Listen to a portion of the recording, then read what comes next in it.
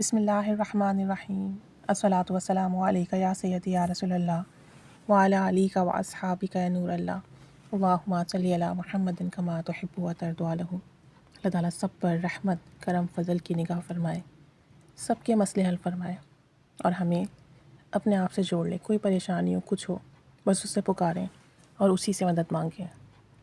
ایک خاتون بتاتی ہیں کہ میں دعا کی اہمیت پر آپ کو ایک واقعہ بتانا چاہتی ہوں جو کہ میری زندگی کا بہت ہی قیمتی واقعہ ہے۔ کہتی ہیں کہ میرا یہ معمول ہے کہ جب میں سفر میں ہوتی ہوں تو میں قرآنی آیات سنا کرتی ہوں، یعنی گاڑی میں کوئی قرآنی آیت لگا لیتی ہوں، قرآن پاک کی تلاوت لگا لیتی ہوں اور وہ سنتی ہوں، اور دوران سفر گانے سننے سے پرہیز کرتی ہوں، اور یہی نصیحت میں سب کو کرتی ہوں۔ بتاتی ہیں کہ میری عادت ہے گھر سے جس وقت نکلتی ہوں کہیں باہر جانے کے لیے 2 رکعت نماز پڑھ کر، آیت الکرسی پڑھ کر اپنے گھر کا، اپنا اور جتنے لوگ ساتھ جا رہے ہیں ان سب کا حصار کر دیتی ہوں تاکہ حفاظت میں رہے اللہ کی، اور دعا کرتی ہوں کہ اللہ تعالیٰ ہمیں اپنی پناہ میں رکھ۔ اس کی برکت سے دوران سفر خیریت رہتی ہے اور حادثوں سے محفوظ رہتے ہیں۔ کہتی ہیں کہ اس عمل کی ایک برکت یہ ہے کہ ایک مرتبہ رات کو ہمارے گھر میں چور آ گئے اور جالی کاٹ کر اندر داخل ہوئے، لیکن اس عمل کی برکت سے انہیں کچھ دکھا نہیں، وہ پریشان رہے۔ انہیں ایسا فیل ہوا چوروں کو جیسے کہ ان کی بینائی چلی گئی ہے، اور اللہ پاک نے ہمیں بہت بڑے نقصان سے بچایا۔ حالانکہ وہ جو آئے تھے ان کے پاس اسلحہ تھا، گن تھی، اور وہ چونکہ انہیں کچھ دکھ نہیں رہا تھا تو وہ سوچ کے بیٹھے ہوئے تھے کہ کوئی اٹھے تو وہ اسے گولی مار دیں گے، لیکن شکر ہے کہ کوئی بچہ رات میں نہیں اٹھا اور ہم بڑے نقصان سے بچ گئے۔ نماز فجر کے لیے اٹھے، روشنی ہوئی تو وہ بھاگ گئے۔ اور مزید بتاتی ہیں کہ میں آپ کو ایک بہت اہم واقعہ بتاتی ہوں۔ کہتی ہیں میرا بیٹا امریکہ میں رہتا ہے، وہیں اس نے BS کمپیوٹر سائنس کیا، MBA کیا اور اب PhD کی ڈگری لی ہے ماشاء اللہ سے۔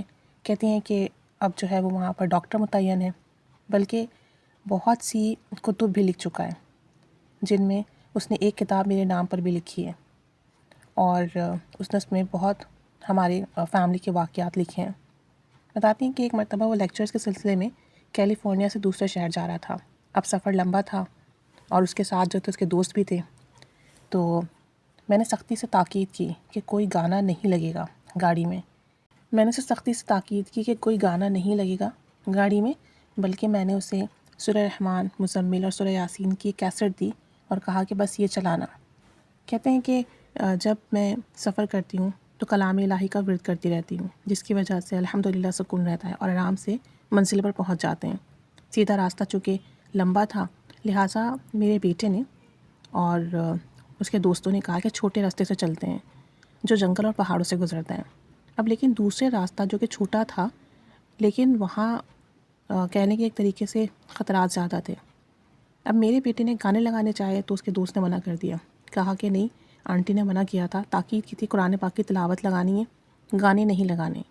اب وہ جس راستے سے جا رہے تھے وہاں ہلکی ہلکی بارش اور برف باری بھی شروع ہو گئی۔ آدھے راستے میں چڑھائی کرتے ہوئے اچانک گاڑی سلپ ہو گئی اور نیچے کھائی کی طرف گر گئی۔ اب نیچے انتہائی گہری کھائی تھی، گاڑی گرتے گرتے اچانک کسی چیز کے ساتھ سیٹ ہو گئی، اٹک گئی۔ کہتی ہیں کہ سورہ رحمان کی تلاوت اس وقت گاڑی میں جاری تھی، اور یہ تقریباً 8 سیٹ والی ایک بھاری سی وین تھی، اور یہ کس چیز سے اٹکی ہوئی تھی یہ نہیں پتہ تھا۔ دروازہ لاک تھے، تو اب انہوں نے کھڑکی کے راستے سے باہر بامشکل نکلنا شروع کیا۔ جب باہر نکل کر دیکھا تو حیرت کی انتہا نہ رہی کہ گاڑی کے آگے صرف چند جھاڑیاں تھیں جو کہ گاڑی کو روکی ہوئی تھی۔ اگر ٹانگ بھی مارتے گاڑی کو یا تھوڑا سا پش بھی کرتے تو یہ جھاڑیاں ٹوٹ سکتی تھیں، مگر اللہ کی قدرت دیکھیں کہ اتنی بھاری وین انہوں نے روک رکھی تھی۔ باہر نکل کر اللہ کا رو رو کر شکر ادا کیا۔ اب پریشانی کی بات یہ تھی کہ اجاڑ، بیابان، شدید ٹھنڈ اور برف باری، سڑک کی ایک طرف کھڑے ہو گئے۔ اب اس تنہا رات میں یہ لوگ کھڑے ہوئے تھے۔ اللہ تعالیٰ کی مہربانی کی گاڑی آتی نظر آئی، اسے ہاتھ دیا۔ انہوں نے صورتحال دیکھی تو معذرت کر لی کہ ہمارے پاس کوئی رسی وغیرہ نہیں ہے کہ یہ گاڑی کھینچ سکیں، اور وہ روانہ ہو گئے۔ اب یہ لوگ بہت مایوس ہوئے، خدا سے رو رو کر، گڑ گڑا کر دعا مانگنا شروع کر دی، گناہوں کی معافی مانگنا شروع کر دی۔ گاڑی میں مسلسل سورہ رحمان کی تلاوت چل رہی تھی۔ رات کے 2 بجے کا وقت تھا، برف باری بھی ہو رہی تھی اور وہاں کوئی آدمی نہیں تھا۔ اس لیے کہتے ہیں کہ سیدھے راستے سے جاؤ چاہے لمبا ہی کیوں نہ ہو، چھوٹے اور پرخطر راستے سے ہرگز نہ جاؤ بے شک چھوٹا ہی کیوں نہ ہو۔ خیر یہ لوگ گڑ گڑا کر دعا مانگتے رہے۔ دعا مانگنے کے بعد اللہ تعالیٰ کی مہربانی اور کرم نوازی ہوئی اور سامنے سے ایک گاڑی آتی نظر آئی، بغیر ہاتھ دیے ہی رک گئی۔ گاڑی سے ایک بندہ باہر نکلا اور گاڑی سے چین نکالی، گاڑی کے نیچے جا کر اس نے چین فکس کی اور اپنی گاڑی میں بیٹھ کر گاڑی باہر نکالی اور اس طریقے سے ان کی گاڑی باہر آئی۔ اس کے بعد اس نے اپنی گاڑی سے اور ان کی گاڑی سے چین اتاری اور اپنی گاڑی میں جا کر بیٹھا۔ میرے بیٹے نے سلام کیا، ہاتھ میں کچھ ڈالر زبردستی تھما دیے۔ انہوں نے ایک آدمی جدھر سے بھی آیا تھا اسی طرف واپس روانہ ہو گیا۔ بیٹے نے گاڑی دوڑائی کہ دیکھیں کدھر گیا، مگر دور دور تک کوئی آبادی نہ تھی، جنگل تھا، ہو کا عالم تھا، ویرانہ تھا، اور حیرت کی انتہا نہ رہی کہ وہ گاڑی دکھی ہی نہیں آگے جا کے کہاں گئی گاڑی۔ میرے بیٹے سے جب میں نے حلیہ پوچھا تو بیٹے نے بتایا کہ لمبا قد تھا، سفید رنگ تھا، سفید داڑھی تھی، نورانی چہرہ تھا اور نہایت خوبصورت تھے۔ کہتی ہیں کہ مجھے گمان گزرا کہ شاید وہ حضرت خضر علیہ السلام تھے جو آپ کی مدد کے لیے آئے تھے، اور جدھر سے آئے تھے ادھر ہی واپس ہو گئے۔ ذرا سوچئے کہ بہت خوفناک واقعہ ہے، اگر ذرا سا سوچیں تو کم از کم میں تو بہت خوف زدہ ہوئی کہ بیٹے نے جب مجھے فون کر کے کہا کہ میں بہت پریشان ہوں تو ساری رات میں سو نہیں سکی، اور کہتی ہیں کہ میں اپنے بیٹے کے لیے جائے نماز پر بیٹھی اللہ پاک سے گڑ گڑا کر دعائیں کر رہی تھی، آپ صلی اللہ علیہ وآلہ وسلم کے صدقے سے دعائیں مانگ رہی تھی۔ اب سب ٹھیک ہے، ہم خیریت سے ہیں، اب ہم ہوٹل میں ہیں اور اس لیے میں فون اٹینڈ کر رہا ہوں۔ جس وقت ان کی والدہ فون کر رہی تھی، فون گاڑی میں تھا اور بیٹا فون ریسیو نہیں کر رہا تھا، تو یہ بہت پریشان ہوئی اور انہوں نے اسی وقت جائے نماز بچھا کر اللہ کے حضور دعائیں کرنا شروع کر دی، نفل پڑھنا شروع کر دیے، مدد مانگنی شروع کر دی۔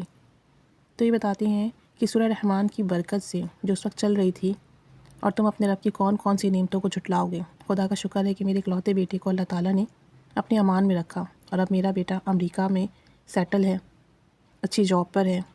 دعا ہے کہ اللہ تعالیٰ سب کے بچوں کو حلال رزق کھلائے، نماز روزے کا پابند بنائے، سیدھے راستے پر چلائے، اور سب کے والدین کی آنکھوں کی ٹھنڈک بنائے۔ تو کہتی ہیں کہ بس اس چیز کا خیال رکھیں، جب بھی سفر میں ہو قرآن پاک کی تلاوت چلائیں، درود پاک استغفار کا ذکر کریں، گانوں سے بچیں، بیہودہ مذاق اور چیزوں سے بچیں، حادثات کا پتہ نہیں ہوتا۔ اور میرے بیٹے کی اتنی غیبی مدد ہوئی، اور یہ سب کچھ سورہ رحمان کی تلاوت کی برکت سے ہوا، اللہ کے کلام کی تلاوت کی برکت سے ہوا۔ نہ جانے وہ بزرگ کون تھے، وہ صرف میرے بیٹے کی مدد کے لیے آئے تھے، میرے بیٹے کی مدد کی اور واپس چلے گئے۔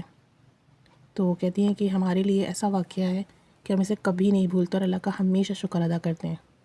اللہ تعالیٰ سب کو اپنے حفظ و امان میں رکھے، سب پر رحمت کرم فضل کی نگاہ فرمائے، آمین بجاہ النبی الامین صلی اللہ علی محمد صلی اللہ علیہ وآلہ وسلم۔